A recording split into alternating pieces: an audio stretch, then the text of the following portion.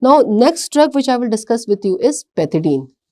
Pethidine, another important drug, pethidine or meperidine. This is a synthetic opioid agonist. This is synthetic opioid agonist on mu kappa opioid receptor, right? Mu and kappa opioid receptor. It is phenylpiperidine derivative. Phenylpiperidine derivative, right? And it has few analogues, very important analogues, in the name of fentanyl, alfentanyl, sufentanil and remifentanil. So fentanyl, these are analog of meperidine. Fentanyl, alfentanil, sufentanil and remifentanil. Remifentanil. Okay. Now, meperidine, it has structural similarity to local anesthetic. It has a tertiary amine group in its structure. It has aromatic group and it has a phenyl group. So, this is the only opioid, if given intrathecally, it can act as a sole local anesthetic. It will have effect of a local anesthetic. It can produce anesthesia, right? So, structural similarity to local anesthetic,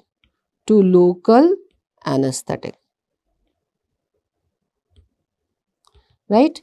It has a amine group, it has a ester group and it has a phenyl group,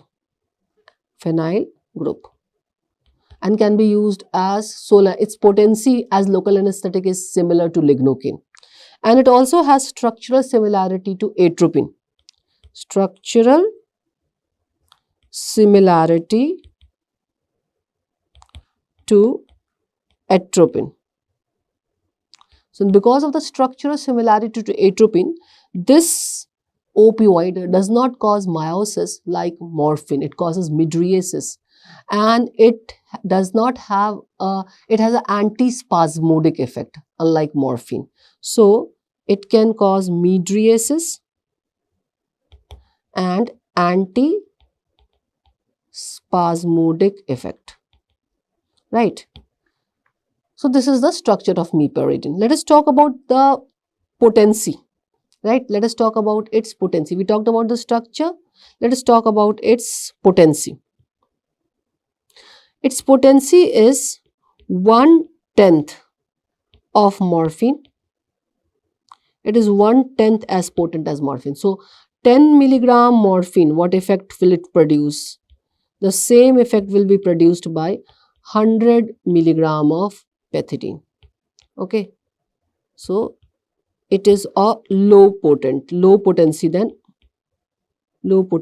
compared to morphine. Okay. Then duration,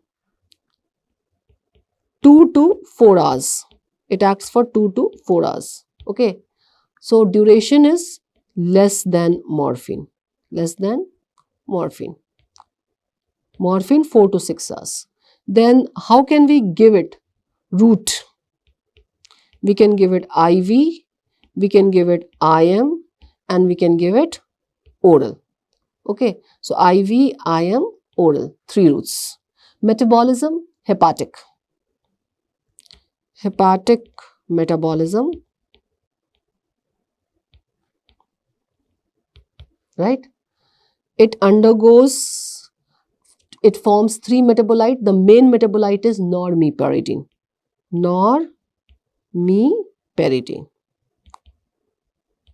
which has renal excretion.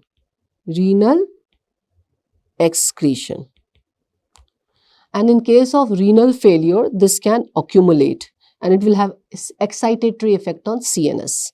So, in renal failure, accumulation can happen. accumulation of normeperidine,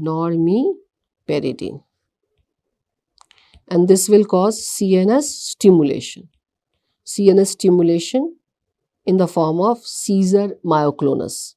Caesar myoclonus, right?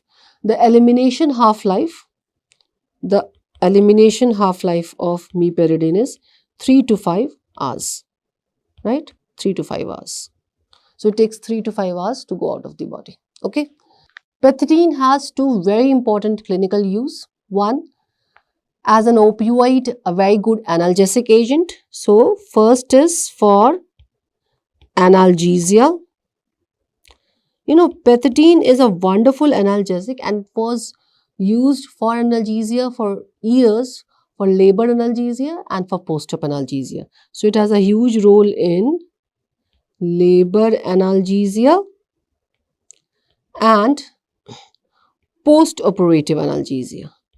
Post-operative analgesia. Okay. The second important use of pethidine is for suppression of shivering, post-op shivering, by having its effect on kappa opioid receptor and being an alpha-2 agonist. Now, most of the opioids with effect on kappa receptor like tramadol, pethidine have a very good anti-shivering effect, and all the alpha-2 agonists also have a very good anti-shivering effect like clonidine, dexmedetomidine, right? So, suppression of post-operative shivering.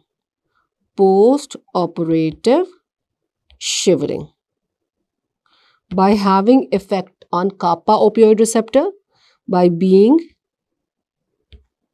agonist to kappa opioid receptor and agonist to alpha-2 adrenoreceptor. Adrenoreceptor. So it's used for suppression of post-op shivering. These are two very important effects of your pethidine. Now, let us see the difference of pethidine from morphine. We have already seen in the structure that pethidine have a similarity with atropine. So, cardiovascular effect of pethidine is unlike morphine, it can produce tachycardia. Morphine produces bradycardia because of the sympatholytic effect.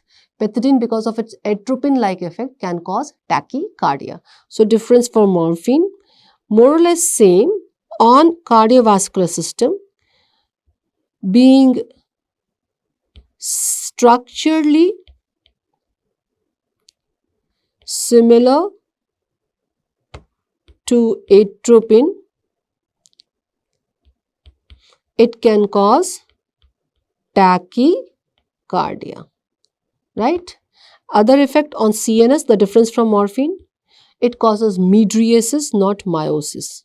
Mydriasis, not meiosis, unlike morphine. Okay, so these are the few differences, typical differences we have to know about the pethidine. Now, pethidine can produce a very bad complication in the name of serotonin syndrome. See, in pre-anesthetic evaluation, there is a huge role of evaluation of the drugs which the patient is on, because there are some drugs which can interact with each other and can produce some complication. Now, if you are planning to give pethidine to a patient, you should always take a history for the intake of the antidepressant drugs like serotonin receptor uptake inhibitors, your MAO inhibitors, monoamine oxidase inhibitors, because they all with pethidine synergistically can increase the serotonin level of the blood, of the serum, and which can cause serotonin syndrome. So what is this serotonin syndrome? Meperidine, that is pethidine, administered to patient receiving drugs like monoamine oxidase inhibitor, MAO inhibitors, and selective serotonin reuptake inhibitor, that is SSRIs, right, will cause increase in serum serotonin level, will cause increase in serum serotonin level. Now, this will present as clinically, it will present as autonomic instability, increase in blood pressure, increase in heart rate, diaphoresis. So, it will cause autonomic instability, right? It can cause increase in blood pressure, increase in heart rate, it can cause diaphoresis, it can cause hypothermia, and it can cause behavioral changes, hyperreflexia, behavioral changes. It can cause hyperreflexia. It can lead to coma, seizure, right? It can lead to coma, seizure, and coagulopathy. Coagulopathy. So this is what is serotonin syndrome. So whenever you are planning to give pethidine or that is meperidine, we always have to take history whether the patient is taking any drug which could synergistically increase the serotonin level of the blood. Otherwise, serotonin syndrome with these clinical features can present. Okay, so this is all about pethidine. Now coming on the derivatives of pethidine. First derivative which I will discuss with you is fentanyl, a very important drug, right? A very important opioids, very commonly used opioid. I think one of the most commonly used opioid is our fentanyl. Okay, so let us talk about fentanyl. Now, fentanyl is phenylpiperidine derivative, which is 75 to 125 times more potent than morphine. 75 to 125 times more potent than morphine. Okay, so it is more potent than morphine. Now coming on the pharmacokinetic features, it has faster onset than morphine and shorter duration. Shorter duration compared to morphine.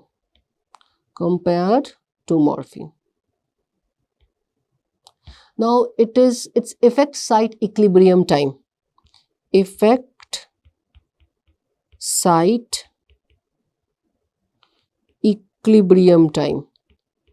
So when you give in it intravenously, how much time it takes to reach the brain, right, to have the effect, is 6.4 minutes. Much faster than morphine. Why? Because it is highly lipid soluble, right? It is highly lipid soluble. So because of the greater lipid solubility, it has a faster effect site equilibrium time, it has a faster onset, and it has a shorter duration. Why it has a shorter duration? Because of the rapid redistribution to other tissues. Rapid redistribution to inactive tissue. Redistribution to inactive tissue sites like fat and muscles, like fats and muscle. In lung also, it can be stored. Let's say 75% first pass metabolism is seen of fentanyl in lung. So lung 75% first pass metabolism by pulmonary uptake. pulmonary uptake. Okay.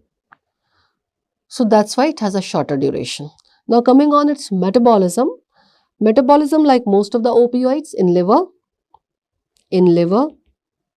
by N-demethylation, right?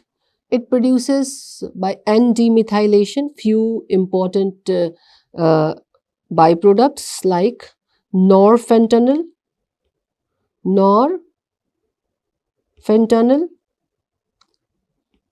hydroxyfentanyl, and hydroxynorfentanyl. Norfentanyl. Okay. All these threes are eliminated by by kidney excretion. So elimination half-life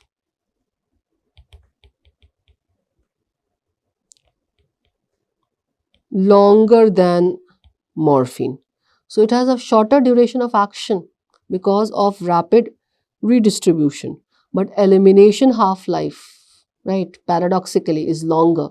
Why? Because of the storage in these tissue, longer than morphine,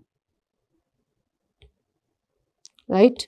Due to more lipid solubility. And context sensitivity half-life is also longer. So context sensitivity half-life is also longer than its other congeners. Okay, so it is longer. Elimination, the final elimination is longer. Okay, then clinical use, multiple clinical use, and the clinical use depends upon the dose. So wide range of doses for different use. Number one, low dose we use when we give low dose, that is 1 to 2 microgram per kg body weight, IV. This is for analgesia.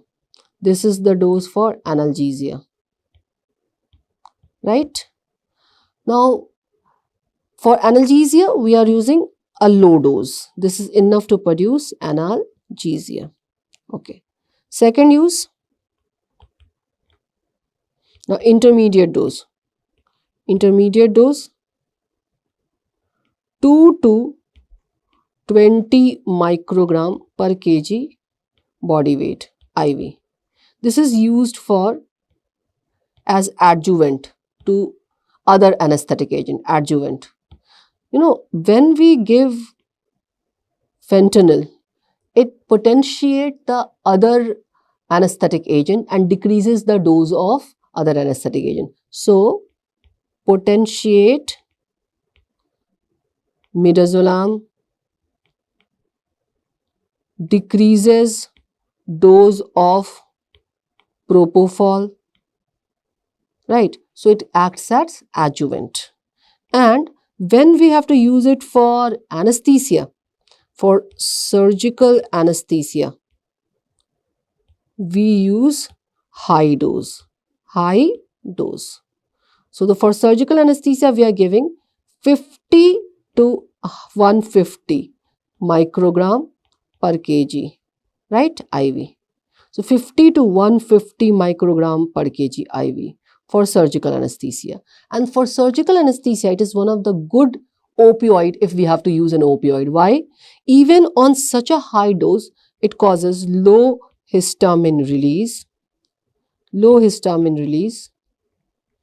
then no myocardial depression,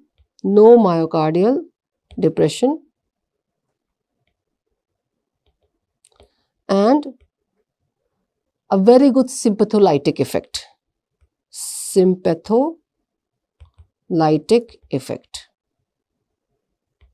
Right?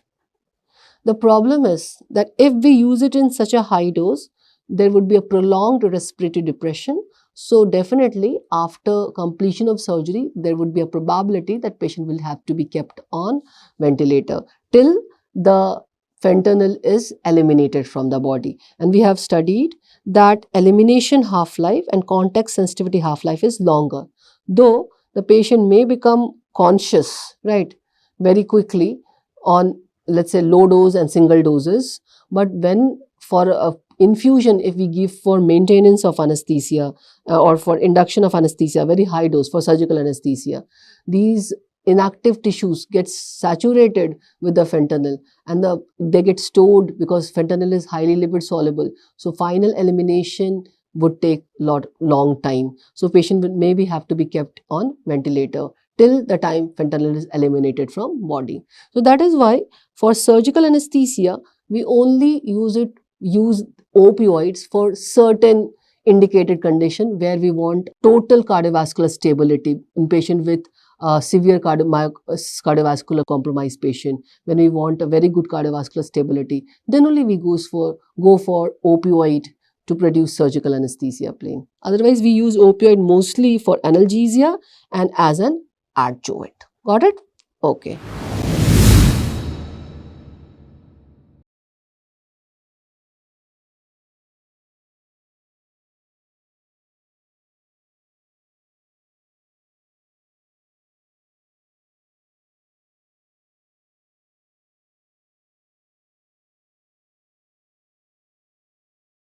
So now coming on, the metabolite of fentanyl, norfentanyl. Just one line about norfentanyl. It is excreted from kidney, the norfentanyl, right? So norfentanyl, in case when we use it for surgical anesthesia, it can get accumulated, right? And if patient has renal dysfunction, the final elimination would even be uh, the time would even increase. Okay. Now the fourth use, we use it for pre-medication. Pre-medication. We use for pre-medication as fentanyl lollipop. Fentanyl lollipop. Right? Transmucosal preparation, 5 to 20 microgram uh, it per kg body weight, it is doses. Transmucosal preparation, the dose is 5 to 20 microgram per kg. So it is used for pre-medication, right, in children. In children, not very popular. Why it's not very popular? Because it causes nausea, vomiting and sedation, and we want an anxiolysis, but we don't want sedation.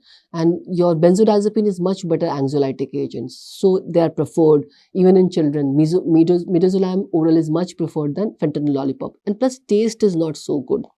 Then the fifth use is transdermal fentanyl patch. Transdermal fentanyl patch. Fentanyl patch. Now this patch releases 75 to 100 microgram per hour of fentanyl, and it is used for analgesia, for prolonged analgesia. Patch is put for 24 or 48 hours depending upon the content of the patch, and it releases fentanyl 75 to 100 microgram per hour and produces a very good analgesia. Okay, how your fentanyl is different from morphine? The most important difference on cardiovascular system, it is more stable than morphine, and it causes no histamine release. No histamine release. Okay. On CNS, with fentanyl, seizure-like activity has been seen, which has not been seen with morphine. So, seizure activity following rapid IV injection. Rapid IV injection is documented. So, in this condition, ICP can increase, right, to 6 to 9 mm of Hg. 6 to 9 mm of Hg. So you have to be careful. Rapid IV injection should be avoided. It should be used in a more controlled way. Rapid IV injection of fentanyl should be avoided. With morphine, no seizure-like activity has been seen, but with fentanyl, seizure-like activity has been seen. Okay, so keep these two differences with morphine in mind. Okay, now we will discuss the other analogues of your pethidine. We have discussed pethidine. We have discussed fentanyl. Now, what are the three other important analog? We have sufentanil, we have alfentanil, and we have remifentanil. Remifentanil. In India, su and alfentanil not so easily available. It's not available. Remifentanil is recently introduced. In abroad, you have remifentanil very in clinical use from long time, but India it is being introduced now. So I will discuss about this wonderful opioid remifentanil in little detail, but sufentanil, alfentanil is not so easily available. I would just compare these two agents, right? Some few important points for theoretical point of view we have to know about su and alfentanil. So let us talk about sufentanil and alfentanil. Alfentanil. Now, sufentanil is sulfur-containing fentanyl. It's a thionyl analog of fentanyl, right? So, it's a thionyl analog of fentanyl. And alfentanil is just another analog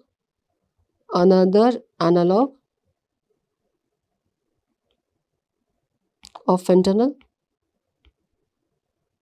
The potency of sufentanil is 5 to 10 times more potent. It is 5 to 10 times more potent than fentanyl. More potent than fentanyl.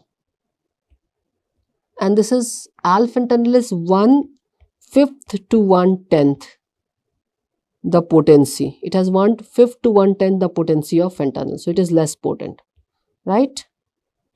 Why sufentanil is so potent? Because of lipid solubility, highly lipid soluble, lipid solubility. Okay. So we discussed the structure, we discussed the potency. Now onset of action. Onset of action, sufentanil, alfentanil. Alfentanil. Onset. Onset, that is effect site equilibrium. Effect site equilibrium. How fast it will achieve the CNS concentration for the effect. Okay.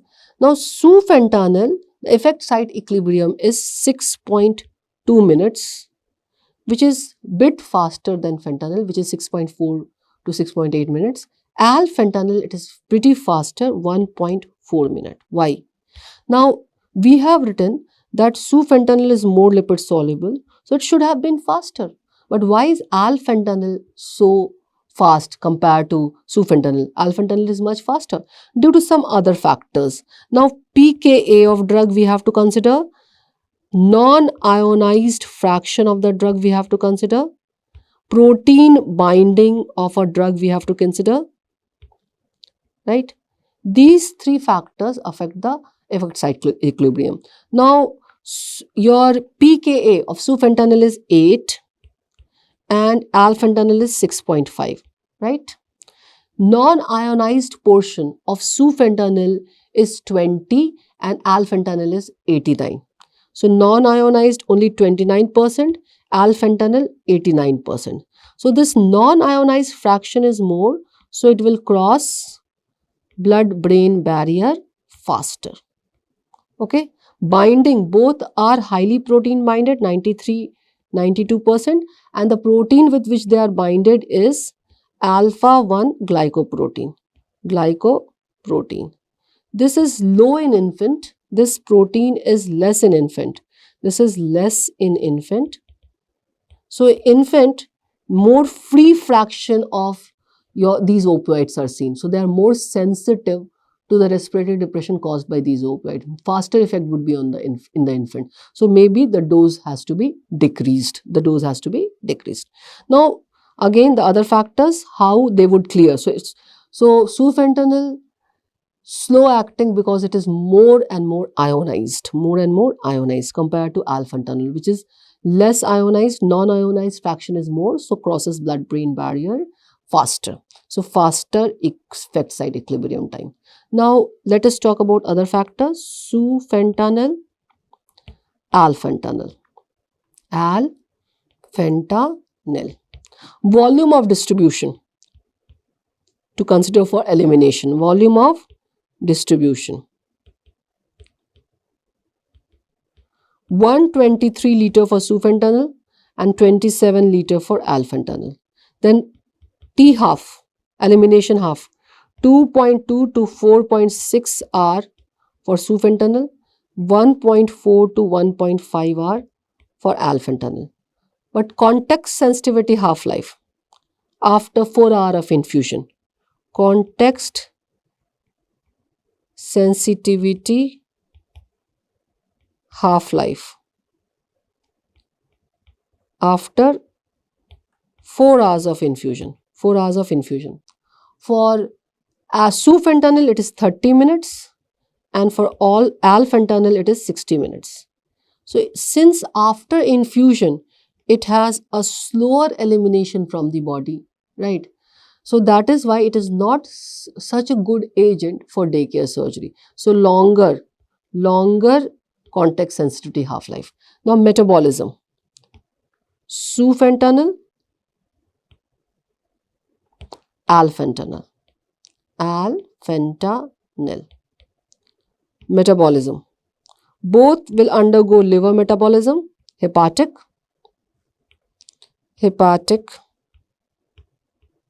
This also hepatic. Sufentanil by N-dealkylation. N-dealkylation and O-demethylation. O-demethylation, which has 10% the activity of sufentanil, 10% activity of main drug. So it has an active metabolite. Alfentanil, N-dealkylation, no active metabolite. Okay. So metabolism of both is by liver. Now uses. Now use depends upon the dose. Sufentanil and alfentanil. So it depends upon dose. Okay. Clinical use. Depends on dose. For analgesia, we use both of them for analgesia in low dose. For sufentanil, more potent, 0.1 to 0.4 microgram per kg, and this alfentanil 5 to 10 microgram per kg. Then sympatholytic effect. Sympatholytic effect. We use it as adjuvant. Sympatholytic effect, blunting the sympatholytic effect. Alfentanil is a very good agent for blunting sympatholytic effect. Even sufentanil. Alfentanil is better because faster action. So dose is 15 to 30 microgram per kg body weight.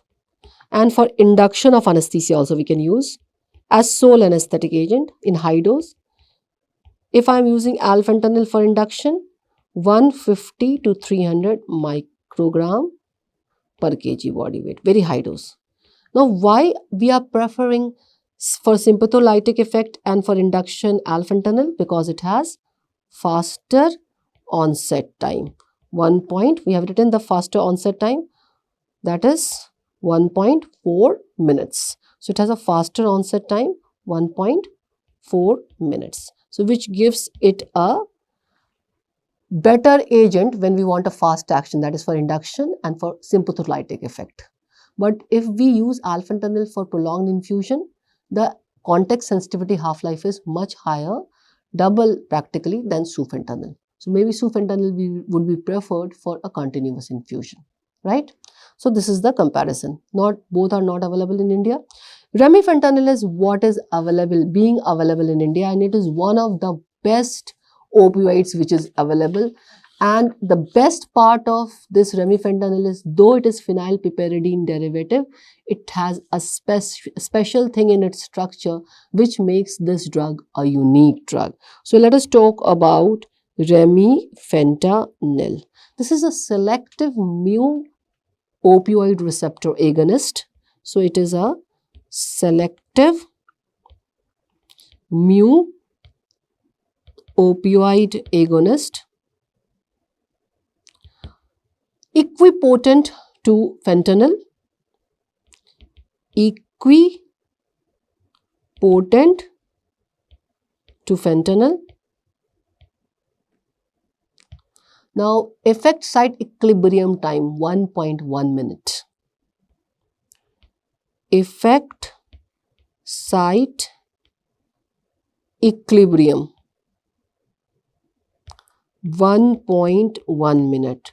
Wonderful. Within 1 minute, it will have its effect.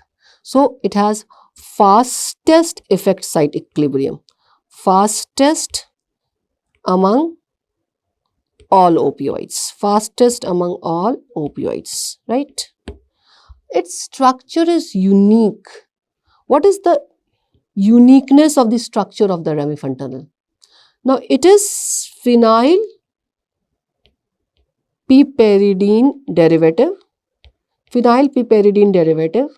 but it has a ester linkage, but with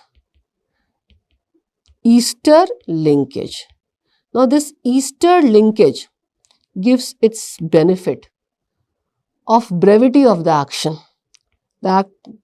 Three important benefit: brevity of action, that is short duration, then titrable action,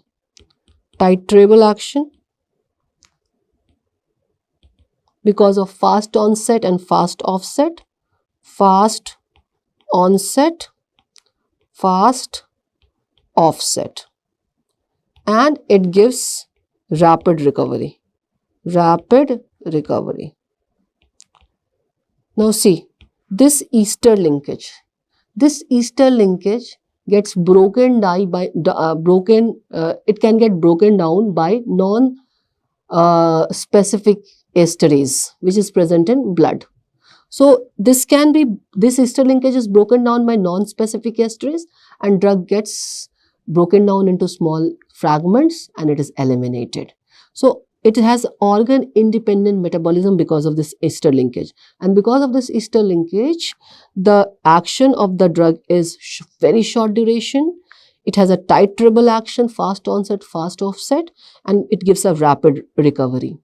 Even after long infusion, the context sensitivity half-life of your remifentanil is 1 minute. It goes out of the body within 1 minute. It never accumulates in the body, right? So its context sensitivity half-life is independent of its infusion hour. So because of this ester linkage, unique structure. So context sensitivity half-life independent of infusion hour, independent of infusion duration. So wonderful about this. Okay. Acetylcholine is metabolized by acetylcholine esterase, and this anticholinesterase stops their action. So stops acetylcholine esterase. So when this is stopped, the metabolism of acetylcholine stops, and when metabolism stops, the quantity of acetylcholine increases. So the quantity of acetylcholine increases in huge amount. So what will happen? They will more likely to occupy the nicotinic receptor, because already the concentration of non-depolarizing is decreasing, right? So they help in reversal by increasing the quantity of acetylcholine at neuromuscular junction. Okay, now there are a lot of different types of anticholinesterase agent. We have three important which can be used, but it is not that these three all are used. Okay, see, we have neostigmine, the main one which I will talk about. Neostigmine. We have pyridostigmine. Pyridostigmine. We have adrophonium. Adrophonium. Now remember, these three are quaternary compounds, so they will not cross the blood-brain barrier, so they will not have a central effect. So these are quaternary compounds. So they do not cross blood-brain barrier. Do not cross blood-brain barrier. So they will not have CNS effect. Physostigmine, another anticholinesterase, it's a tertiary amine. So it will cross the blood-brain barrier. So it's not used for reversal. Okay. Now duration of action. Duration of action of all these three.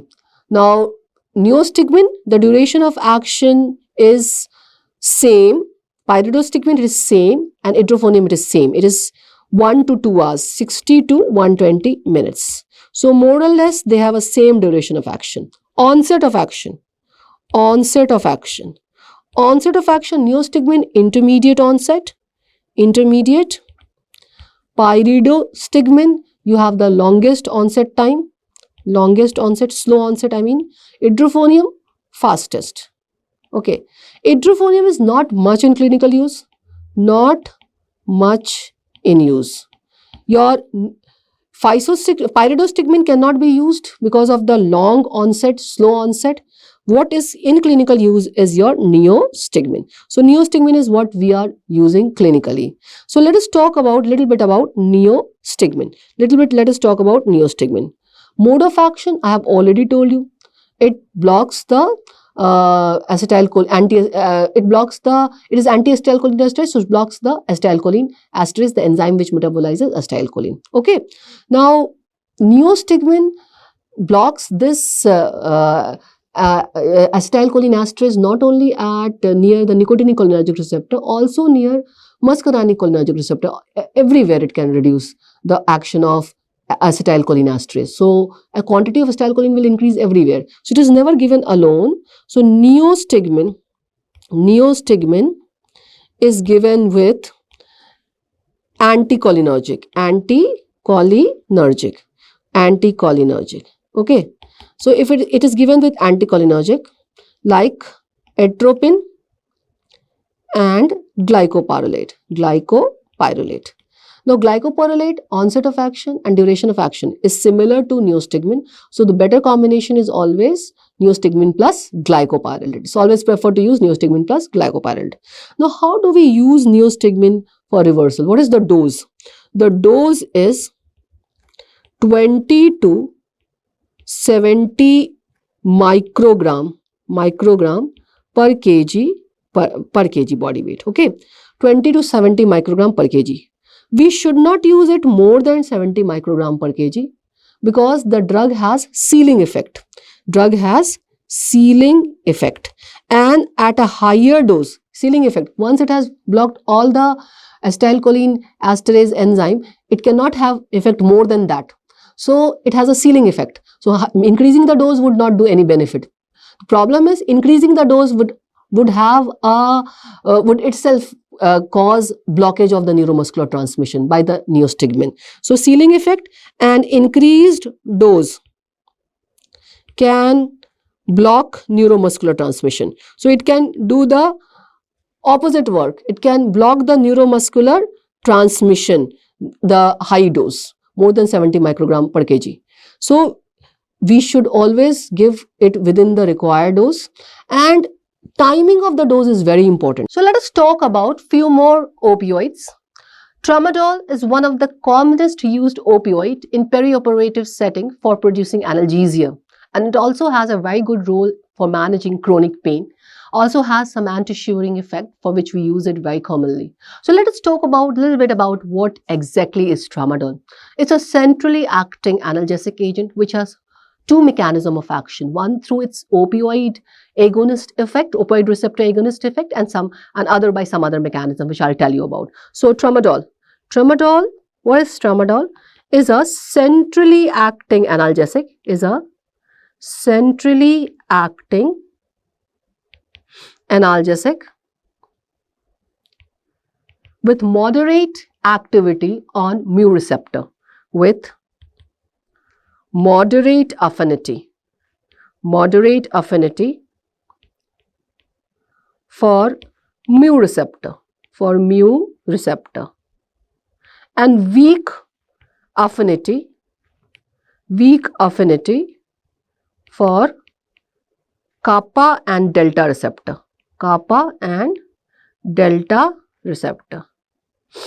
Its potency as analgesic, if I compare it to morphine, it is 5 to 10 times less potent. So 5 to 10 times less potent than morphine. Okay, so potency is less than morphine, 5 to 10 times.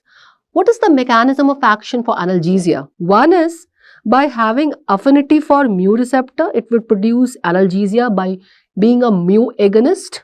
So what is the mechanism for analgesia? Number one, by being a mu agonist, and number two, by inhibiting the spinal descending pain pathway. Number one, by mu agonist, and it also enhances the function of spinal descending inhibitory pathways. Spinal descending inhibitory pathways by stopping the reuptake of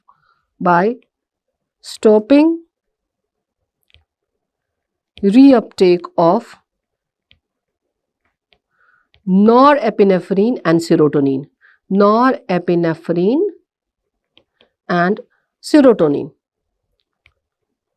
Okay, so by these two mechanisms, it acts as analgesic. Now remember, if I am given tramadol and if patient it results in respiratory depression, it can, because it's a mu agonist. If I give naloxone, it will reverse the analgesia produced by the mu agonist mechanism, but it cannot reverse the analgesia produced by the second mechanism, that is by enhancing the function of spinal descending inhibitory pathways, right?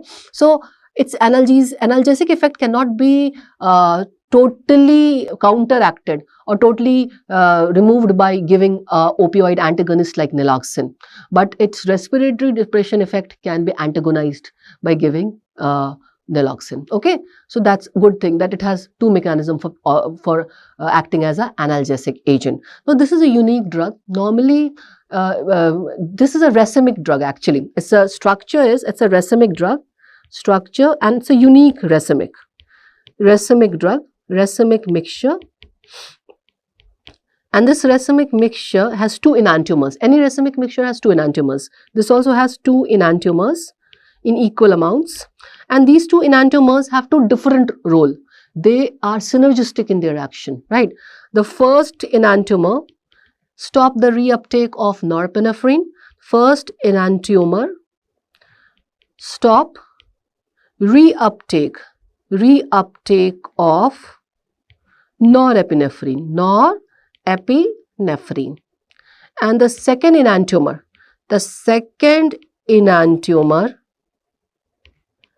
stop the reuptake of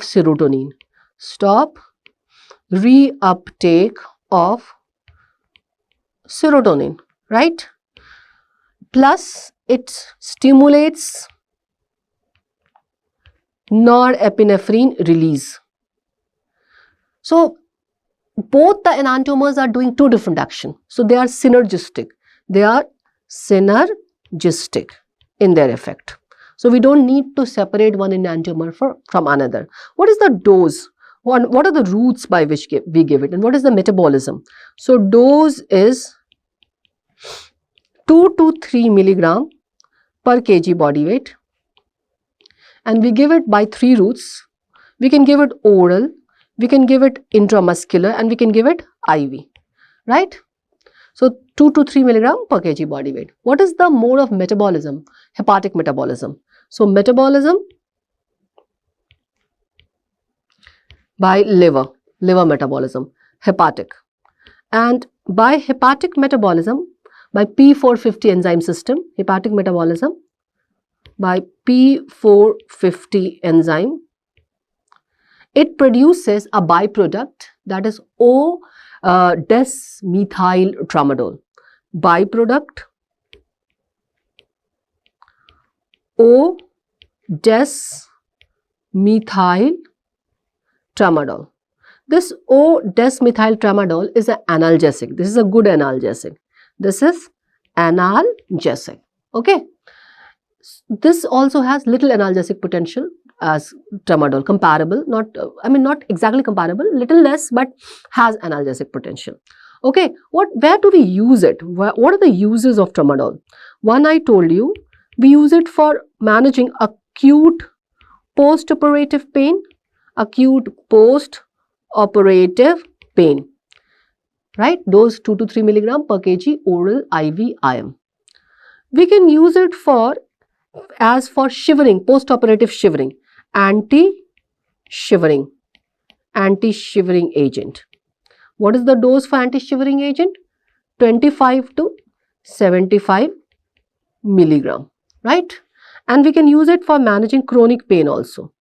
In chronic pain, this drug has a unique advantage over the pure agonists, that this drug has low abuse potential and less respiratory depression. So, less tolerance development, less abuse potential, and less respiratory depression. I am saying less, I am not saying no, less respiratory depression.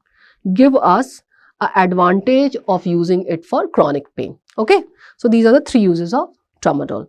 And there are some side effects of tramadol which we need to know, apart from the side effects which it will show as an opioid. So there are few side effects. Number 1, some drug-related seizure action has been seen. Drug-related seizure has been noticed. Some interaction of this drug with anticoagulants has been seen. Interacts with anticoagulants, and it can cause nausea, vomiting like any other opioid. Nausea and vomiting. So it can cause nausea and vomiting like any other opioids. So these are the few side effects which I wanted to talk about. Okay, so this is all about tramadol. Tramadol, a very important drug used for perioperative pain management. Okay, so we talked about agonist till now. Let us talk a little bit about agonist antagonist. What do I mean by opioid agonist antagonist? I mean they are agonist on one receptor and would be antagonist on other receptor. And these drugs have unique benefit of having less respiratory depression, less abuse potential, less physical dependence, and providing analgesia. Okay, but these drugs has one disadvantage: they cannot be used as a in toto anesthetic agent. For morphine, fentanyl, pethidine, its derivatives, all these drugs, they were pure agonist, and they could be used for analgesia, they could be used as anesthesia adjuvant, and they can be used as a sole anesthetic, single anesthetic agent. But opioid agonist antagonists, they can mostly be used for analgesia, not as a sole anesthetic agent. Okay, so let us talk about opioid agonist and antagonist. Okay, these drugs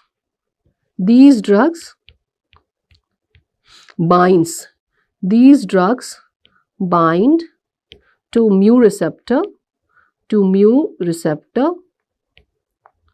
where they produce less action or no action, where they produce limited response, that is partial agonist, partial agonist or no effect. No effect, competitive antagonist. So they can act as a competitive antagonist of mu receptor, on mu receptor, and they are partial. They have partial agonist action on kappa and delta receptor, and they have partial agonist action on other receptors, kappa and delta.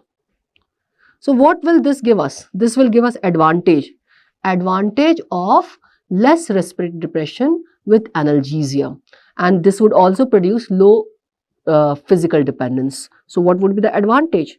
Advantage would be ability to produce analgesia with limited depression of ventilation,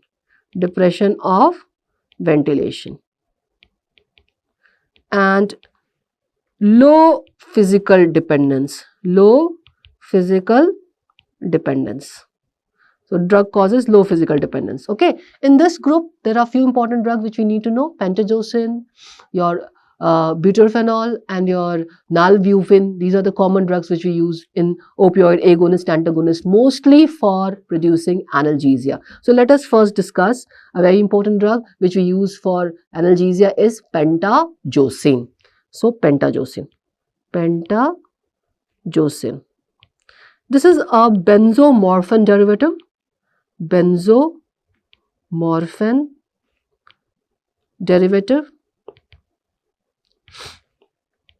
Agonist on delta and kappa, and antagonist on mu receptor.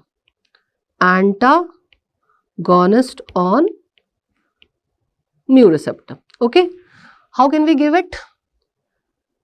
Route, IV, or oral. Now oral, we have extensive first pass metabolism, hepatic first pass metabolism. Only 20% drug would be available. IV is more predictable. So oral, 20% drug reach circulation. Why? Because of extensive first pass metabolism. How is the drug metabolized? Metabolism, hepatic. Elimination half-life,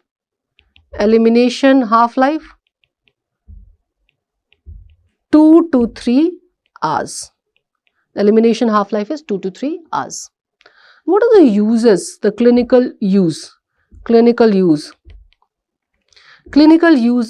for moderate pain. Dose 10 to 30 milligram IV, 50 milligram oral. We use it for moderate pain. Okay. So what would be and one important thing, this pentazocine can also be used epidurally. Can also be used by epidural route. So we can use it by epidural route as well. Okay. What are the side effects?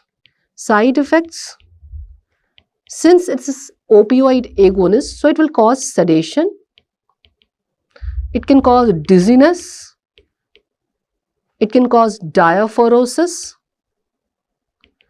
but it causes less nausea and vomiting like routine, compared to the routine opioids. Less nausea and vomiting.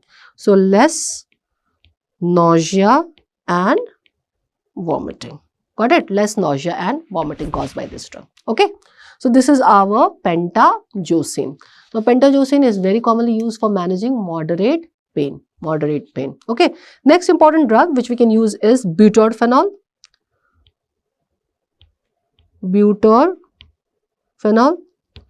Again, this is agonist, antagonist.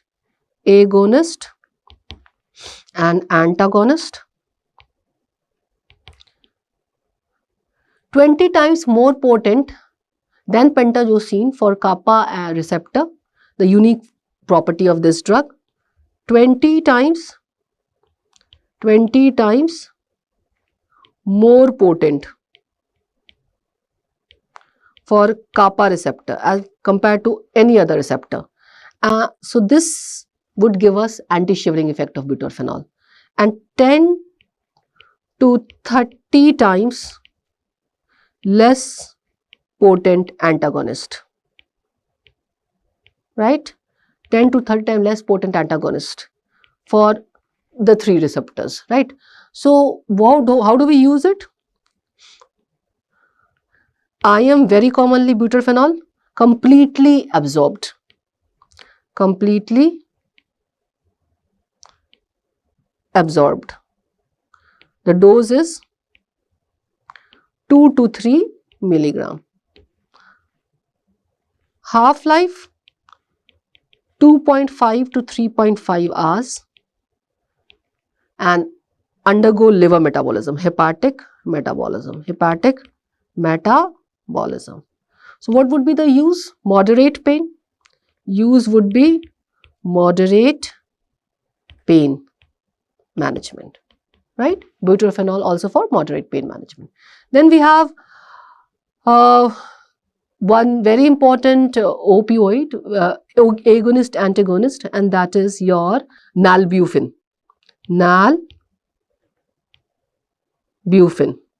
Right? Nalbuphine. Nalbuphine is like morphine in agonist activity.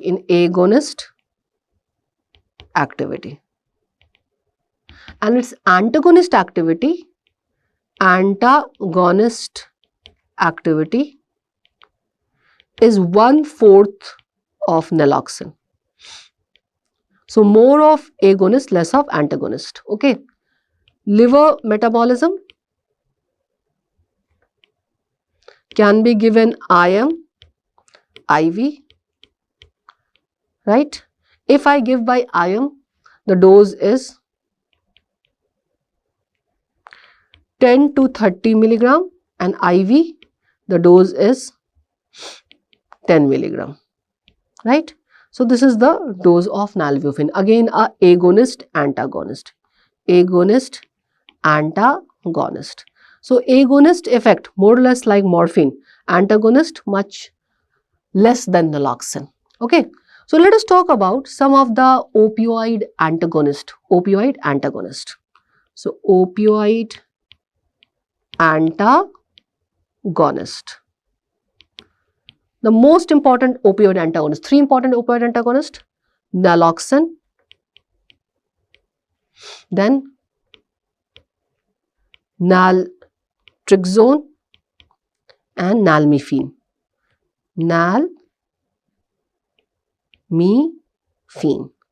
Naloxone is given only IV. Naltrexone is the oral, can act for 24 hours. And nalmefene, it also has a long duration. It can be given IV and long duration compared to naloxone. Naloxone IV, short duration. Okay. Now naloxone, very commonly we use for antagonizing the respiratory depression produced by opioids during multiple conditions like opioid overdose or opioid abuse patient, or in fetus when mother has been given opioid for labor pain, analgesia, etc. So naloxone, non-selective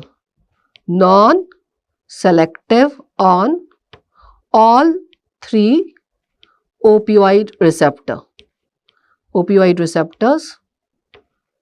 Dose, so it will act on mu receptor, kappa receptor, delta receptor. Dose 1 to 4 microgram per kg IV, right? We give 1 to 4 microgram per kg IV. Duration 30 to 45 minutes.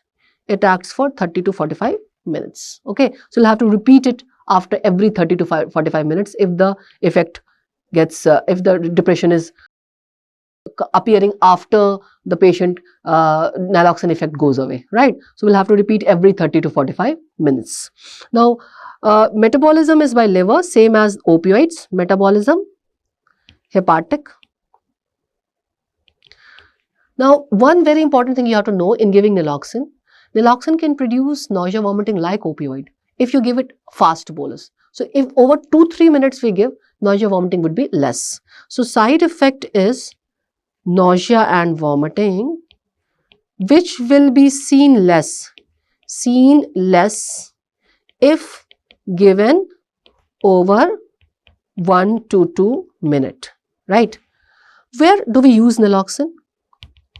In opioid overdose, when we give opioid for analgesia and overdose happens to reverse the opioid overdose. In fetus, for respiratory depression after delivery, when mother has been given epidural opioid. So fetal respiratory depression, then opioid abuse patient in respiratory depression, and we use it. One unconventional role of naloxone is it is used in hemorrhagic shock, because since it is opioid antagonist, so opioid has sympatholytic effect. So naloxone has a sympathomimetic effect. Hemorrhagic shock because of its sympathomimetic effect. Mimetic effect. So it will increase the blood pressure and heart rate of the patient. It can increase the blood pressure. So it has shown a role in hemorrhagic shock. So these are the uses of naloxone. Naloxone is short acting, that is a major demerit. Naltrexone and nalmefene, they are longer acting. Naltrexone is only given orally and nalmefene IV, and it is of longer duration than naloxone. So these are the 3 important opioid antagonists. We always have to keep naloxone ready in our OT as a rescue medication when we are using opioid very often for analgesia and for other effects of opioid, right? I hope you have a good view of overview of opioids, and you can use it now more comfortably in your operating room and in ICUs. Thank you.